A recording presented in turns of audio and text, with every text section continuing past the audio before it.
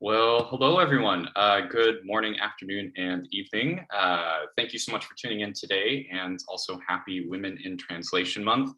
My name is Spencer Ruchti. I'm the author events manager here at Third Place Books in Seattle, Washington. And we are here with our friends at Community Bookstore in Brooklyn, the Transnational Literature Series at Brookline Booksmith in Boston, and Brazos Bookstore in Houston. We've come together for one of my favorite activities, I think, of all time, that is making translators the center of attention. Katie Whittemore is with us today with 3 new translations from Open Letter as part of their inaugural Translator Triptych series. This summer, if you don't know, Open Letter Books launched this new program designed to honor and empower literary translators by emphasizing their role in the curation and promotion of international literature. They do so much behind the scenes, and so we hope to share a little bit of that with you today. And each year they're going to be bringing in a different renowned translator who will select 3 titles to be published in the same month by Open Letter Books and promoted as a intellectual bundle. So we wanted to do something special and unique to celebrate this great idea, which meant, of course, bringing together several bookstores together and bringing in not 1, but 3 different authors to discuss these books and the art of translation with Katie. This year's triptych is composed of Bad Handwriting by Sara Mesa, Wolfskin by Lara Moreno, and Mothers Don't by Katixa Agirre. It is also my great honor to welcome Mark Haber, Lynn Steger Strong, and Azareen van der Vliet Oloomi, who have generously donated their time and brains to promote international literature. That is never a small thing, especially on a Saturday. So thank you to all 3 of our authors. I want to invite you all to use the chat window at the bottom of your screen to say hello and let us know where you're calling in from. And while you're doing that, I will say one of the true silver linings of the pandemic is working with bookstores all across the country to host virtual readings like the one you're seeing today. Third Place Books is happy to be joined by Community Bookstore and the Transnational Literature Series and Brazos, who are all fellow supporters of these weird little books that we love so much. And a special thank you to Chad Post and the entire crew at Open Letter for being amenable to this idea. As mentioned, that chat window is open at the bottom of your screen, and we encourage you to use it respectfully. During the last 10 or so minutes, we will also have time for your questions. So if you have questions for Katie or any of our authors this evening, please do submit those to the Q&A window below, which is separate from the chat window at the bottom of your screen. We also offer closed captioning for those who are interested. And as I say that, I realize I probably didn't turn that on, but it is now turned on. You just have to click the live transcript button at the bottom of your screen to turn that feature on or off. And a reminder that this event is recorded, so if you miss anything, we'll be emailing a recording to everyone who registered. And of course, you can order Wolfskin, Mothers Don't, and Bad Handwriting from any one of our bookstores. Conversations like this one are intentionally free and open to the public, and every purchase you make supports the future of our author series. So thank you. And now, without further ado, I am pleased to introduce today's speakers. Katie Whittemore is a translator from the Spanish. Her full-length translations include works by Javier Serena, Nuria Labari, and of course, today's featured novels by Katixa Agirre, Lara Moreno, and Sara Mesa. Some of her forthcoming translations include more novels by Sara Mesa, Javier Serena, also Strangers by John Bilbao, which is possibly coming out in the next year from Dalkey Archive, and Juan Gomez Barcena. She received an NEA Translation Fellowship this year to translate Moreno's In Case We Lose Power, which is exciting to hear. We already have more on the way. Katie's interlocutors today are Mark Haber, the author of the 2008 story collection Deathbed Conversions, as well as the novel Reinhardt's Garden, which was longlisted for the 2020 Hemingway Award. It is a funny and dour book about the nature of melancholy set in the South American jungle. His second novel, St. Sebastian's Abyss, was also published this year. Mark is the operations manager at Brazos Bookstore in Houston, a bookstore that is famous for its dedication to literature and translation. And Mark will be speaking with Katie on Wolfskin by Lara Moreno. We also have Lynn Steger Strong with us today, the author of the novels Hold Still, Want, and Flight.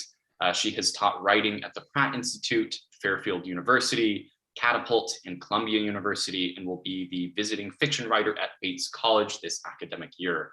Lynn will be speaking with Katie about Mothers Don't by Katixa Agirre, a book Catherine Lacey calls the New York Times inventive in form and fearless in style.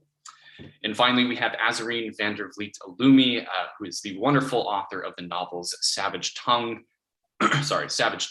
and Call Me Zebra, which won the Penn Faulkner Award for Fiction, the John Gardner Award, and was longlisted for the Penn Open Book Award. She received a 2015 Whiting Writers Award and was a National Book Foundation 5 under 35 honoree. And she will be speaking with Katie about Bad Handwriting by Sara Mesa, a collection of unsettling stories from the author of 4x4 and Among the Hedges. And now, without further ado, we will begin by bringing Mark and Katie forward to start us off with a conversation about Wolfskin. So thank you all, welcome, and take it away. Thanks, Spencer.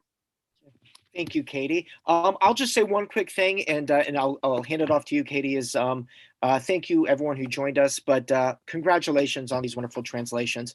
What happens a lot, and it's happened with me in Open Letter, is I'll read an advanced copy and then send a message to Chad post about, oh my God, this book, oh my God. And this has happened with several of your translations. So I'm a big fan of your work. You're welcome. And yeah, and we'll talk a little bit about Wolfskin, one of my favorite books this year. And I'll hand it off to you. Awesome. Thank you. I'm just going to read a short passage so that we can give people a little sense of Lara's prose. So here we have the three characters who appear most in the book: Sophia, the main character, and her sister Rita, and Sophia's young son, Leo, who's 5 years old. They drag themselves toward the beach later, quite late by then, when the sun is starting to go down. Only a few umbrellas remain on the sand. The morning heat has become a damp chill at sunset. Sophia, Leo, and Rita reach the shore in silence, their feet heavy from the long day, and sit down by the water's edge. Three silent figures sitting on that stretch of semi-dry sand, preceding the lapping tongue of the sea, where one can easily find shells, seaweed, crabs, and jellyfish. Leo doesn't like swimming, but he's the only one who gets his feet wet as he builds castles with his plastic tools. Sophia watches the horizon with a sense of wholeness, as if all she needed was to trace a few lines on fabric, cut, thread the needle, take care not to prick herself, wear her thimble. She hasn't noticed that beside her, her sister's eyes look shrunken, her brow furrowed. Want to take a walk, she asks, but Rita doesn't respond. Hey, she insists, and then she turns to look at Rita, laying her hand on her knee. Sophia almost never touches her sister, just like her sister almost never touches her, and suddenly the feeling of her hand on Rita's pointy knee hurts. Rita shifts her leg away slightly, and only two of Sophia's fingers remain on Rita's skin, 2 fingers with nails painted a pale pink. It's strange that Sophia has painted her nails. Strange to have those fingers so close. I think I'll stay here, you guys, Rita says. No, it's okay. I'll stay with you. You don't have to. Leo, sitting a few paces away, watches them but doesn't speak. He was about to ask them for something, offer them a shovel or a rake to play with him, but he turns back around and continues his digging in silence. Wonderful. Thank you, Katie. Thanks. So my first question, I guess, because it relates so much to this passage and the rest of the book, is it's such a serious study, this novel of sisterhood and motherhood and sibling relationships. And this is a question for you, Lara, and of course you, the translator. Translating this book, did it speak to you? I don't know if you have sisters or if you are a sister, someone else, of course, but also motherhood and how this book speaks to that so explicitly. Well, that's a great question. Thanks. I am a sister. I'm an older sister, firstborn, like Sophia, Sure. kind of an uptight firstborn. And I have a sort of wild, like free-spirited younger sibling. So, but he's my brother. So in that regard, I think it speaks to me in that, there's something about the sibling relationship as you age that becomes really interesting. And what is so cool about this book, and what I think that I'm seeing personally, like as I approach my 40s, is that things that aren't resolved in childhood, like for an individual or for a family or for, a sibling relationship, will return and return and return again until whatever has to be dealt with is dealt with. So I think that Lara does that in such an interesting way by, the book alternates between the past and the present, and also a very close third person narrator, which we kind of see everything through Sophia's view, but we also hear Sophia's first person voice in these flashbacks to the past where we see Rita and Sophia as kids. And as for the motherhood bit, I think it's so spot on. What I love so much about it is how she captures sort of the ambivalence of parenthood, motherhood specifically, and that like there's this like fierceness and tenderness towards the young son, but there's also sort of a rejection of that the constancy of that role, and how she's crumbling, she's like falling apart, and she can't completely. And Right. there's a sort of like there's this sort of play between her overprotection of him and her sort of obsession with like, spelt bread and organic foods. And at the same time, like she's not emotionally available during her own crisis in a way that one would want to be, I think, always as a mother. Yeah. Yeah, those are really insightful answers. Thank you. Yeah, and there's something so universal about siblings, and I think she really gets it great. But also what you said, that kind of complex ambivalence and fierce passion for motherhood, and how they can kind of coexist. And not being a mom myself, or even a parent, I just feel like she captures that so well. Yeah. Okay, another question, and this is of course, maybe asked with the other books you translated. How closely did you work with Lara Moreno on the translation? And did you communicate with her throughout the process, or only when it was over, or perhaps not at all? I was just wondering what the relationship with Lara was for Wolfskin. Okay. Well, Lara's a really good friend of mine. She's become a great friend. And I've been lucky in the sense that no one that I've worked with on any of my translations has really wanted to be that involved in the process. And so for her, with Lara, I would be texting her, like if I had a specific question. Sure. Her prose, and folks who read the book will see, like, the prose is very rhythmic, very poetic. Lara's a poet as well. Some of the imagery is sort of surprising or a little strange, and I thought, oh gosh, like people might just think that I'm either not, like that I'm making these mistakes. Like, what is she doing with these metaphors and such? But I assure everyone that, yeah, that did come sort of from the original spirit. But there were times that I would have to email or just text Lara and say, like, this is what I'm getting from this passage. This is the sense I have from the passage, but it was such an unusual way of framing something that I would have to ask, like, am I right? Like, did you mean this? Right. And sometimes she'd go back and look and say, I don't know why I wrote that. But but she's really wonderful. And I love all of her work. And she's one of the first writers that I wanted to champion when I decided to get into translation. So I'm thrilled. And she has a new book coming out in Spanish next week. I think it reaches bookstores on Thursday in Spain, called La Ciudad. So yeah, she's really something.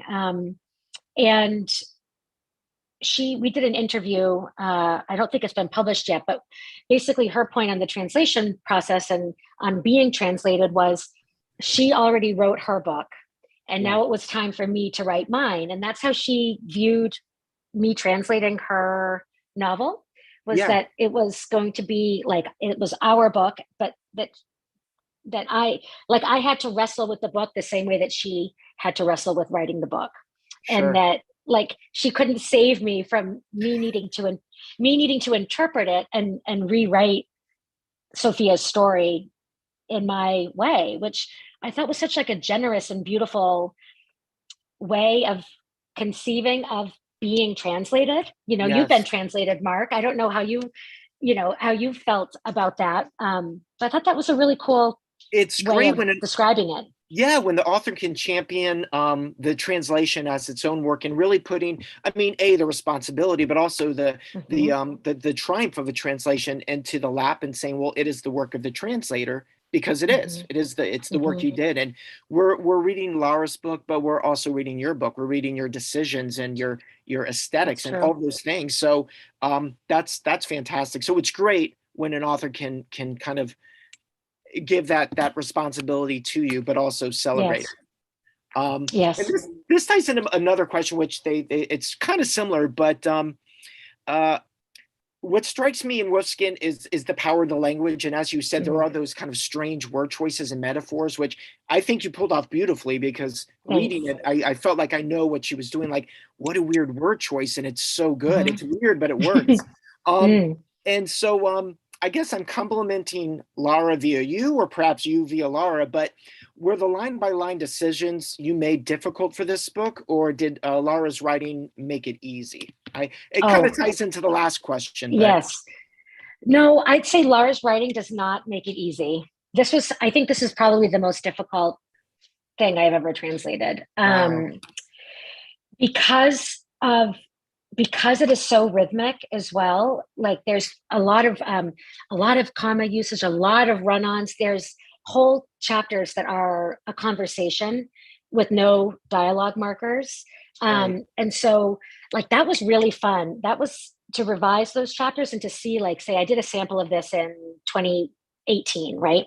And it came out with Structo in December in the UK.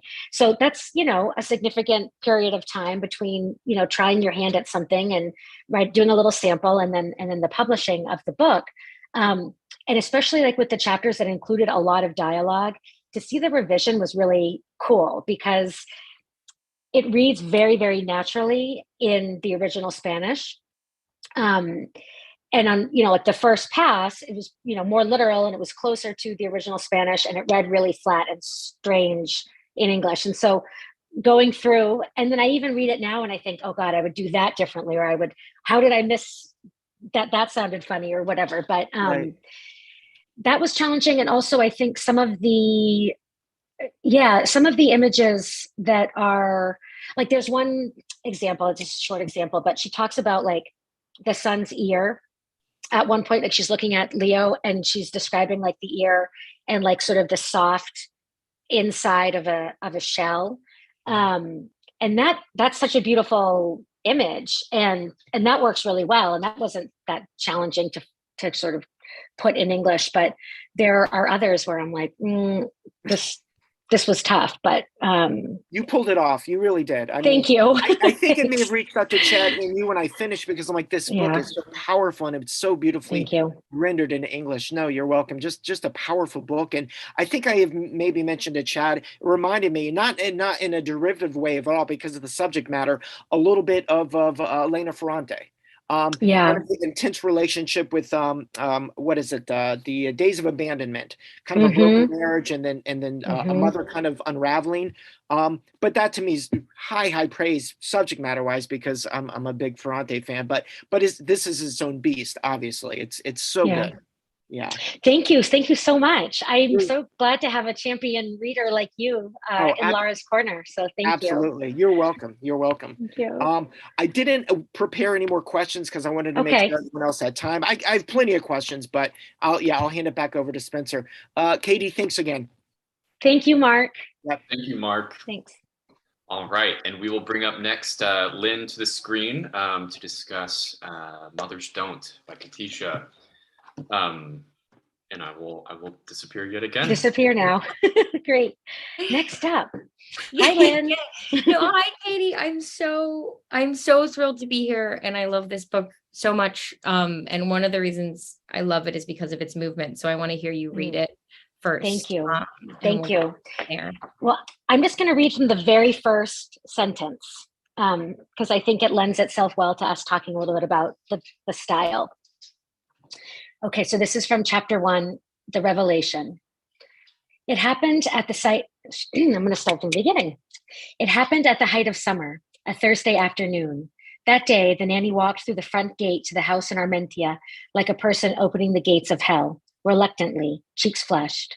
As usual, her 4 free hours on Thursday afternoon had flown by. The girl's name was Melanie, and she had been in Vitoria for 9 months, learning Spanish and evaluating her, quote, next step in life. She locked her bike up around the back, tried to wipe the mud off her sandals, and apprehensively entered the house. It was quiet. She cast a wary glance into the kitchen, then the living room, then the room that occasionally functioned as a studio for the lady of the house. Nothing. That was a good sign. She allowed her thoughts to wander back to the boy she'd spent the afternoon with, the one who had invited her on a bike ride through Salburgia Park. He was all right, but she didn't signal her presence or call out to her employer. Instead, she moved stealthily in case the twins were sleeping, a remote possibility. After all, she knew perfectly well they were light sleepers. But if by some miracle the twins were peacefully asleep, she might have time to take a shower, a nice, warm, long shower. Her shorts and ankles were caked in mud. When she'd laid down with the boy in the park, she hadn't noticed the grass was wet. She removed her sandals before going up the carpeted stairs. It was there, on the last step, where she felt the vibration. It was a feeling she would have immediately forgotten if it hadn't been for what happened next. Later, she would describe it as the flight instinct. She had a vision of herself on her bicycle, racing downhill at full speed and never, ever looking back. It wasn't the first occasion such an urge had struck her since she'd worked in the house, but she didn't succumb to it this time either. Why should she? Instead, she continued down the hallway to her employer's bedroom. The door was ajar. She held her breath. Furtively, she peered inside and spotted 2 little bundles on the parents' bed. The duvet covered them almost completely. She could hardly make out the 2 little heads, the twins. Their eyes were closed. Beside the bed, in an armchair upholstered in striped fabric, sat Alice Espinette, the mother, dressed in a nightgown. One of her breasts was exposed, the left. So good. Thank you so much. I don't know how you're alive and heard that and don't want to order it if you haven't. My first question, Katie, is about sort of, I'm of the belief that all of my favorite books in some ways kind of like help us reconsider the elasticity of language, which is almost only that much more exciting and interesting as a translator. And I think maybe one of the words that the obvious word here is mother, right? And I feel like that word gets stretched in really interesting ways. And then words I kept thinking about were perpetrator and victim, and sort of how the book just sort of complicates both ideas constantly. And I just wondered if you could talk about what are the ideas, or even just using those words, that this book stretched for you in terms of how it subverts or complicates or expands our relationship to ideas that we think we understand when we enter the book, but that feel really different by the end. Yeah, that's such a great question. And, mother, like you said, I think victim, perpetrator, crime, right? Crime, even I think, madness, health, we're looking at, postpartum. In this postpartum episode, really, in this book. And there's an interesting, I think one of the coolest chapters in the book is where Katixa does this sort of deep dive, and the narrator does this deep dive on the evolution of the term and of the definition of infanticide, which is just such a, it's a horrible thing to be focusing on. But what it does is, I think, provides a window into the very nature of how language and definitions do change over time, and sort of reorganize our whole mental concept around what constitutes a parent's rights, what constitutes life. I mean, we're dealing with times that we're living in right now too, where these questions are still so relevant. Obviously, no one's going to argue that the children are born and they are, crawling, they are alive. But the idea that a parent had certain rights and that children had certain rights. So even childhood is another one, I think, that Katixa sort of examines and questions, what does it mean to be a parent? How much control do you really have as a parent over yourself? I mean, in many cases, what kind of control do you exercise over yourself as a parent, and then also over the lives of your children? And that's something that the narrator is sort of investigating herself, she's also a new mother. And so she's writing this book. She's become obsessed with this case. And she's examining, what happened to Alice Espinette to bring her to this point in her life. And at the same time, the narrator is sort of examining what has brought her as a writer and an artist and a mother and a creator to this point in her life as well. And how does she separate out her own sort of condition of motherhood from her work as a writer, and what she wants to sort of dive into, and that she's really obsessed with, which is this very, very dark case. Yeah, I love that. And one thing, even just what you were talking about, this was not supposed to be my next question, but this idea of what you just earlier, you said this thing of like Katixa, and then you corrected yourself and you said the narrator. And one thing that this book does really beautifully is sort of inhabit the layers of motherhood and then the history of motherhood, but also the layers of storytelling and the history of storytelling, and how the two are sort of inextricably linked, right? And so then added to that, I think I was also thinking of you, right? Sort of inhabiting this.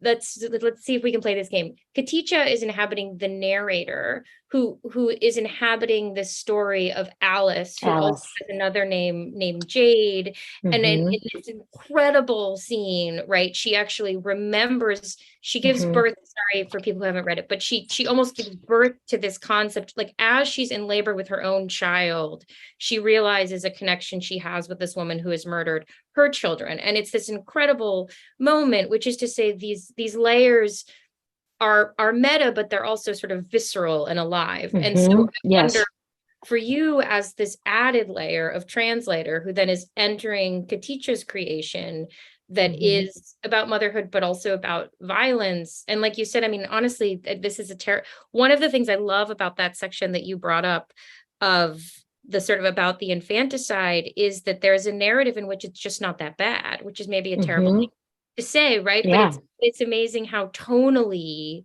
they shift our relationship to an idea in a way that then like it feels like there's not going back, but actually there is. Anyways, what was it for you to be this inhabited extra layer in this book that's already filled with so many extraordinary layers of motherhood and storytelling?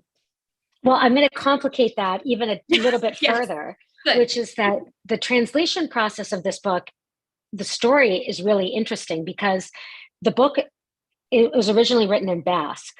So Katixa is a Basque writer. She originally wrote the book in Basque. She self-translated the book into Spanish. I don't read Basque, and I don't translate from Basque. So I came to the book through the Spanish edition and pitched the book from the Spanish edition. But the book is originally written in Basque. And then there's another book, which is Katixa's own translation. So there's a different version. Then there's my version from the Spanish into English.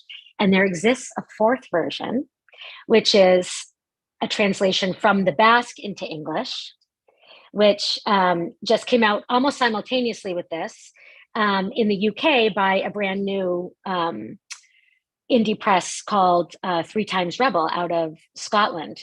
And that was translated from the Basque by a Basque translator. So there's 4 versions of this story, which is full of versions. So, calling PhD students everywhere who want to explore this. But what was so cool about working on this book was that all the different layers of the storytelling gave me a chance to really play with different types of language and different modes, right? So when I first picked up the book, I was convinced that it was autofiction. I thought like this was a work of autofiction, that the narrator was Katixa, that the story was real, that the Alice Espinette, I believe that I was like Googling like Alice Espinette, like I want to read about the crime. And it's not. I mean, I'm sure there are bits and pieces of things and of Katixa's life that come into play in the book, but it's not autofiction and it's not true crime. And it reads so real and true that it shocked me when I was like, couldn't find the murder crime online. And that, I think, is a real testament to like what a cool thing she did, stitching these different narrative elements together in a way and switching between, there's these courtroom scenes that read just like you're sort of like out of like a courtroom drama. The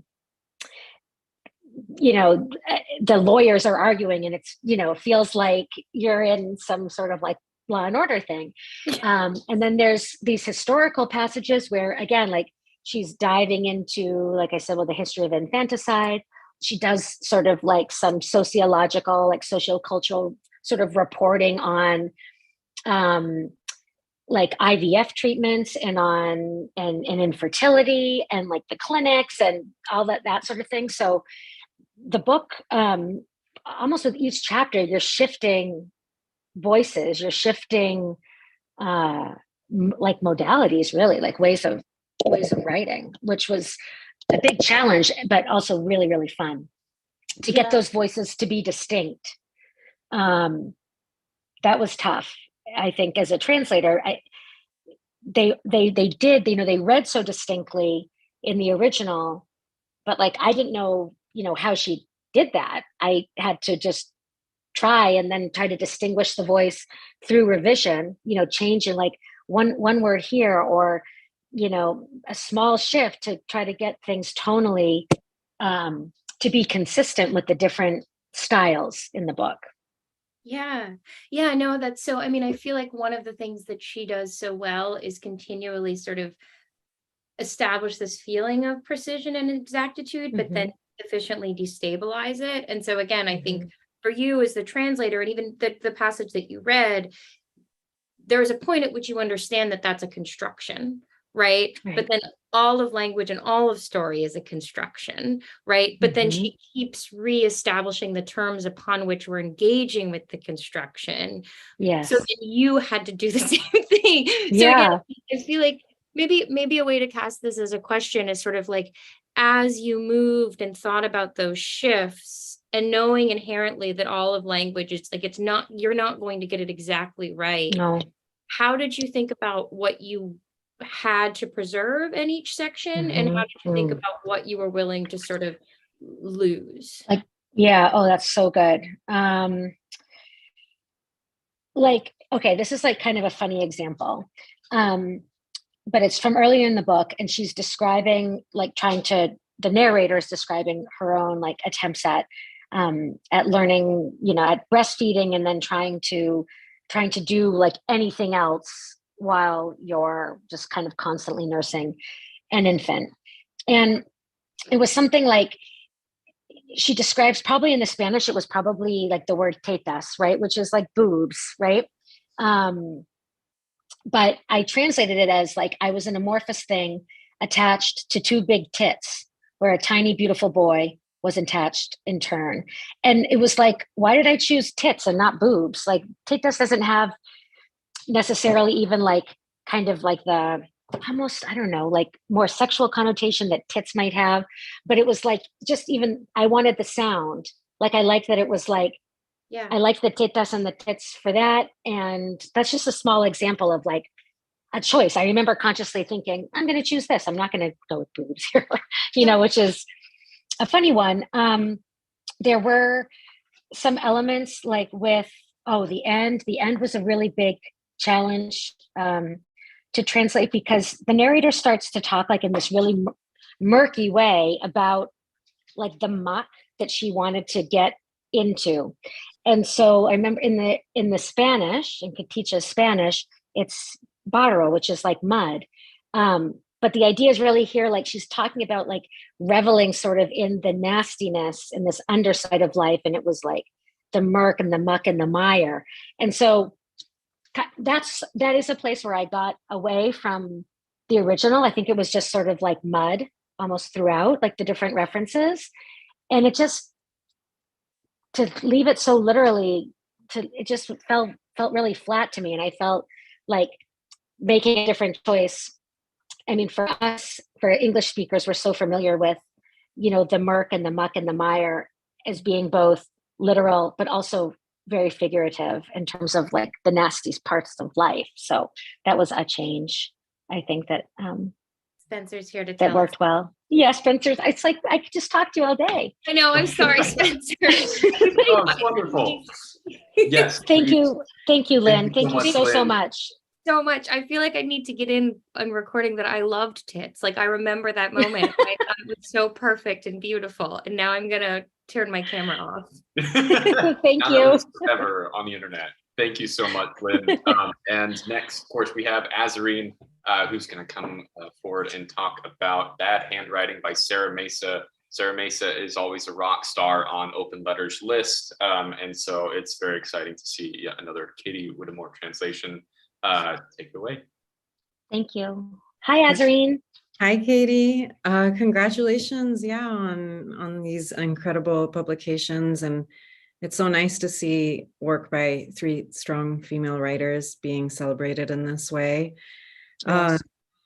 And, as someone who grew up in Spain, in deep Spain, in the south, in Valencia, I was really captivated by the story Stone Words and the kind of horror and campiness of it, the way that these innocent kind of descriptions of a typical Spanish childhood where you're eating, a pan con chocolate sandwich, having like the potato omelet and like those ways in which you're nurtured by these elderly female archetypal characters, and at the same time you're being taught to stay quiet.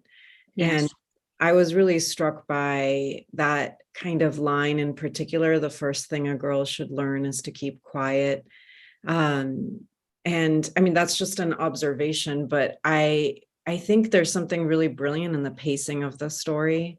Me too. Through 7 years, I think, if I counted, really short space, and the horror keeps escalating. So we go from this initial image of this child who's really isolated, thinking that she can control the lamp and that it'll fall on the aunt who's oppressing her, and the aunt will die, which is, I think, a really fascinating fantasy that is actually an optimistic, as malevolent as it is. It's for that child to think that way. But so then you take us from there all the way to this like total loss of control in the end with her body, right? And I just wanted to hear you talk about the pacing of the story and the way that the horror builds, and just how it's a timely story because it's timeless. Like, this is what it is to be a woman on Earth, and it's what it has always been, right? Oh, I'm so glad you asked about this story. It's my favorite. It's my probably the favorite. My favorite thing that Sara has ever written. Novels, like, I've read everything she's done, and translating new works by her, and this story is like, it just pierces me. I'm going to read one small paragraph from it. Let me find it, because it will give us a little sense of what's happening. So the story is called Stone Words. It's from the Spanish, palabras de piedra, which doesn't exist as, like a real common usage or anything, that expression, but the idea that like something is being, she's being pelted, she's being stoned, right, from childhood on by the words of this, like you said, this sort of oppressive matriarchal figure, who's raising her and her younger brother. The father, I don't know anything about him. The mother's gone, and she's like a subject not to be discussed. So, okay, here we go.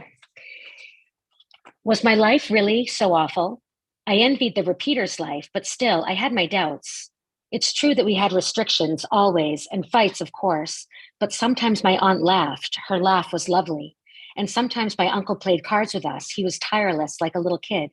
And on a good day, the kitchen would become a safe place, with Silvio being silly and the 3 of us laughing as he threw himself into his antics. Wrapped in the smell of the warm potato omelet, the recently watered plants, damp earth. Everything seemed solid then, and we felt curiously good, like a normal family. at least for a little while. Why couldn't that feeling last forever? I looked at myself in the mirror, at my lanky, ugly body, bad hair, big feet, knobby knees, and I felt so out of place, so removed from everyone. The chance of ever being better or changing so unlikely that the same old ghost would begin to stir again. My uncle shouting for me at the top of his lungs, again. My aunt complaining about me being late, being dirty, again, the demands, the innuendos, the stone words, the isolation, all of it again and again, and stronger every time as the days passed and I grew up. It's like, it's so good. And when you talk about the pacing, that I think that paragraph gives a sense of sort of like the rhythm of the story, like where the through line is that this is a young girl who's trying to find connection and be loved and find and feel, I think, it would be like she wants to be securely attached and she's not. And we ripple through these like episodes that sort of collect like a chain that creates a childhood. And I think that there's such power in that type of examination of moments that end up being, not that she's defined by the moments, but that like one's childhood, you really could have a sense of one's childhood by picking apart like 5 episodes of things. Like you said, the building horror, and it's like nothing truly horrible happens except for the fact that this person is completely separated from her own personality and sense of power through just like an oppressive patriarchal family regime, which is, like, as you said, the story of most girls. And the horrors or the injustices or the unfairness or the pain or the wounds that they receive and that are inflicted upon them are things that are like part of daily life. And what Sara does so well in this whole collection, and I think in her work in general, is that she does take these sort of like mundane or like normal seeming situations or relationships and sort of like excavates and digs and finds the pain and the horror, as you say, Azareen, it's such a great word for it, in what are just sort of regular life, right? It's regular life and family. Like family is the site, and this is so great. Actually, I'm seeing this now, like in the whole triptych, like that's part of the theme, like by these 3 women writing, is that where is the site of violence in so much of this work? And the site of violence is like, it's the home, it's the patriarchal structure, it's the way that women are separated from their identities when they become mothers, or girls are separated from their identities by the people that are raising them, where like the worst abuse takes place in the home among family members in the case of Wolfskin. So yeah, it's interesting to see where that horror resides, really, according to this triptych. Yeah, and I also just love the way that she's, exposing the subtlety of the church being inside the home, in certain areas in Spanish life, and just that image of like the woman who's the whore being stoned, and in this she's being stoned with the word whore over and over again. Yeah, I think that it just kind of lends the story an allegorical dimension that's really powerful and really painful as well. But yeah, I mean, it also made me think about, there's humor in the story too. That's very dark. It did kind of make me think of Almodovar's representation of women and just like the fierceness of the women he portrays, and how they're sort of like adjacent or orthogonal to that kind of duality that runs through, I think, the whole triptych of like, and it sounds so old school, for lack of a better word, like virgin versus whore, but I think binaries are still really much operating in our collective imaginations, especially in the Spanish landscape. And like even when the girl runs home at the end of the story, to be like, that other girl that you keep telling me to be like, who you keep saying is like the virgin, is Right. out there like having sex in public, and she's not, Yeah, with the right? town's mechanic, right? Right. And like no one believes her. No, And I was like, that's horror. That's true horror. it is. Um, And you know what's that's so great. Let me read that last, this is the last paragraph of the Yeah. story, because I think it wraps it up so well. So right, so the narrator goes running home after she's seen like the perfect like prissy girl that her aunt is trying to push on her. She sees her, like catches her in the woods with like the mechanic. And so the aunt says, the aunt is calling her rat, wicked, dirty-minded, snitch, bitter, nasty. But it wasn't just the stone words. That wasn't all. There was something else, something new, an even longer expression, a full sentence, a stone sentence, one I hadn't been expecting, but which she did in fact say, and which caught me off guard and hurt me for a long time, inside, deep inside, even much later when I was able to understand it. And it's like, that's the thing too. These are the wounds, or these are the, the fractures that happen in girlhood that you don't even understand at the time, and later when you're able to understand at last, it hurts them too. And I think that she does that, and just, it's masterful, the feeling that you get at the end of the story of for me, like identification. I feel so much tenderness for that character. And Sara's writing is often sort of, it's considered dark, and sort of some of it's kind of twisty, and but I see so much tenderness in the way that Sara writes these figures. And I think that balance between sort of like, the subterranean, the dark, the uncomfortable, sort of balanced with what, like, the innocence of the children in this case, is really, really well done. Yeah, absolutely. I know we only have a couple more minutes. So, coming to the last story in the series, which is about an adult woman who hides her identity as a writer. I felt that was also a theme running through the collection, because there was a moment where in the Stonewords story, she says, I'd learned to become argumentative and to look at everything from every angle, and to be oppositional. And I thought, well, that's her learning to be a writer. Yeah. Wow.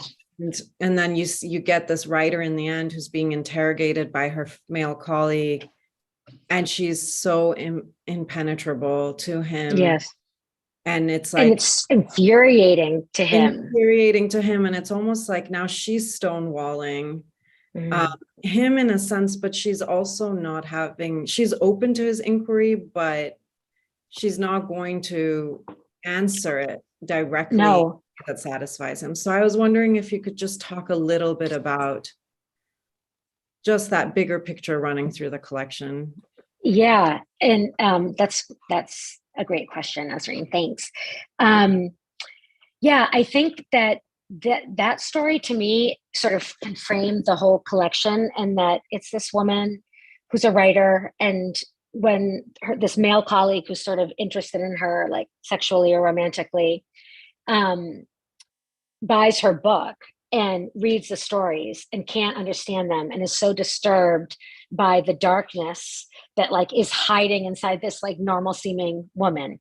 And he's really frustrated by he thinks everything just seems like too symbolic. Like he can't get it. He's like, well, what's this? Like, what's this symbol? Like, what are you really trying to say here? And I think I think that having him be a man, writing that character as a man who is frustrated by her lack of sexual availability, is tied in this case to her, like the impenetrableness of like her artistic and intellectual identity.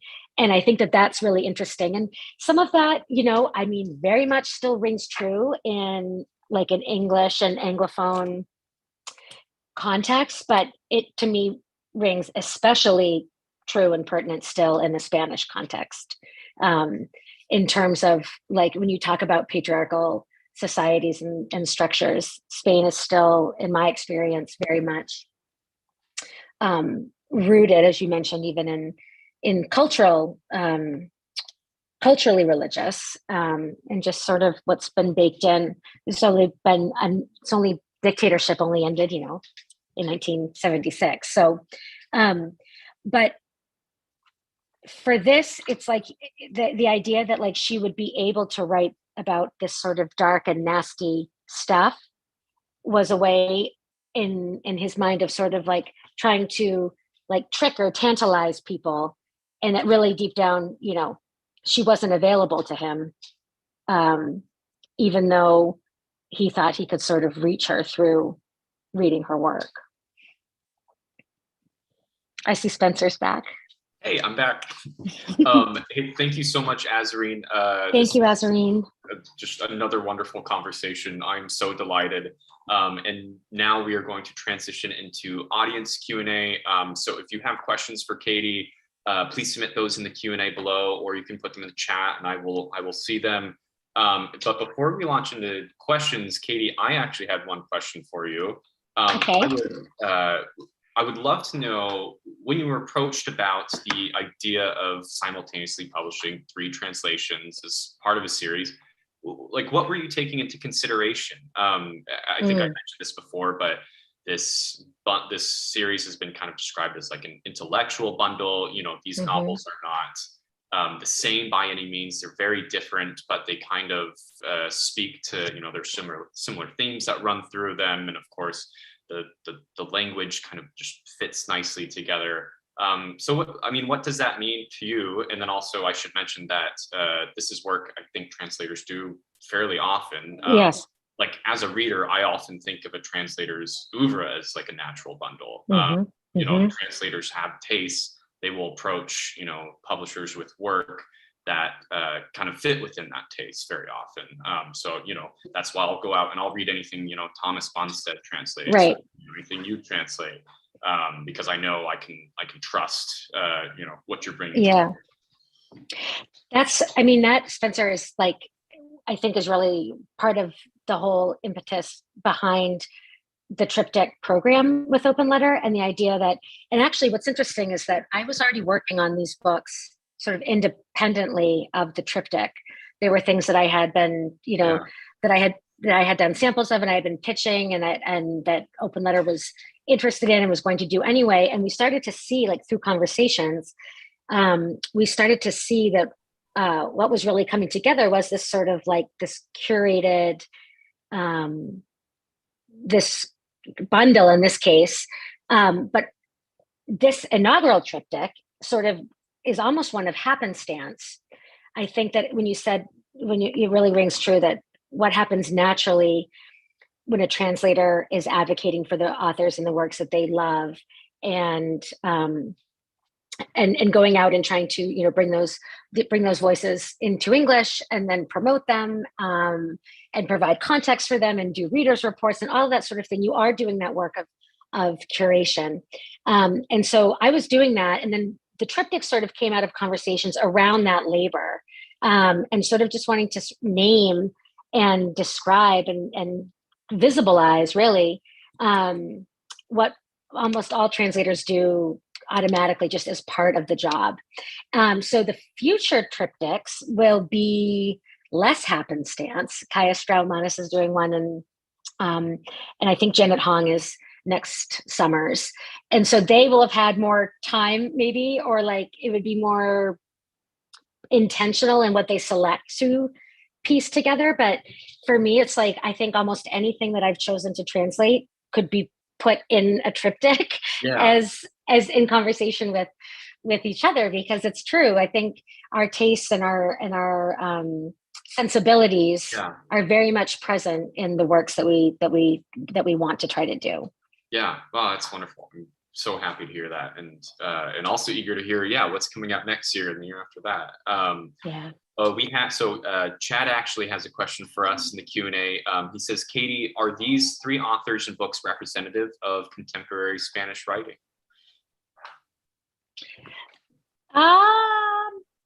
Yes. I mean, for they are representative of the writing that I like to read. Mm-hmm. I mean,